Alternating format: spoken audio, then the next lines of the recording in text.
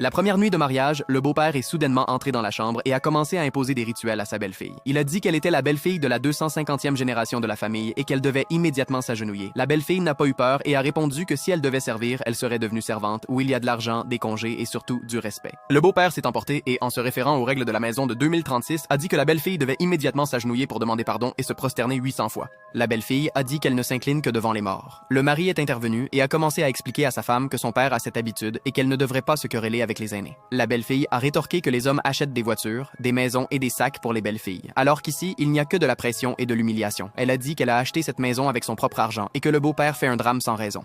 En colère, elle a donné un coup de pied dans l'oreiller qui a atterri sur la tête du beau-père, puis elle a commencé à sortir. Le mari l'a arrêtée et a dit que ce n'était pas bien de quitter la maison la nuit de leur mariage. La belle-fille a dit qu'elle ne partait pas parce que la maison était à elle et que ce sont le beau-père et la belle-mère qui devraient partir. Voyant que la maison n'était pas encore au nom du fils, le beau-père s'est effondré par terre en simulant une maladie. Le fils a paniqué. Il a donné le médicament pour le cœur à son père et a demandé à sa femme de se calmer. En expliquant que son père a 8 stents dans le cœur, il a demandé à sa femme de s'incliner devant son père, mais elle l'a giflé directement et a répété qu'elle ne s'incline que devant les morts. C'est alors que le beau-père s'est levé rapidement et le mari a compris que c'était une comédie. Le beau-père a dit que sans une approche stricte, une telle belle-fille ne s'améliorera pas. Le fils s'est fâché contre son père et s'est dirigé vers la chambre pour apaiser sa femme. Mais le beau-père s'est allongé devant son fils et l'a défié de passer par-dessus lui s'il en avait le courage. Le fils est passé par-dessus sans s'arrêter. Le beau-père et la belle-mère étaient stupéfaits et le fils a dit qu'il devrait retourner chez eux. Le beau-père était en colère mais ne pouvait rien faire. Le mari est allé dans la chambre et a demandé pardon à sa femme. Lorsque la femme a entendu que son mari avait renvoyé ses parents, sa colère a diminué et ils ont passé une nuit heureuse. Le lendemain, leur vie a commencé à être paisible. Mais le beau-père et la belle-mère sont revenus avec leurs affaires et ont dit que cette fois, ils ne partiraient pas et qu'ils allaient eux-mêmes apprendre les bonnes manières à leur belle-fille. Le conflit a augmenté, alors le mari a retenu sa femme et a rappelé l'histoire du stent cardiaque.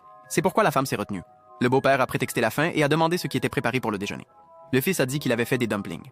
Le beau-père a fait une remarque sarcastique et un collègue a lu la règle 321, disant qu'il devrait y avoir 18 plats, 6 soupes et 3 types de plats principaux dans le repas quotidien.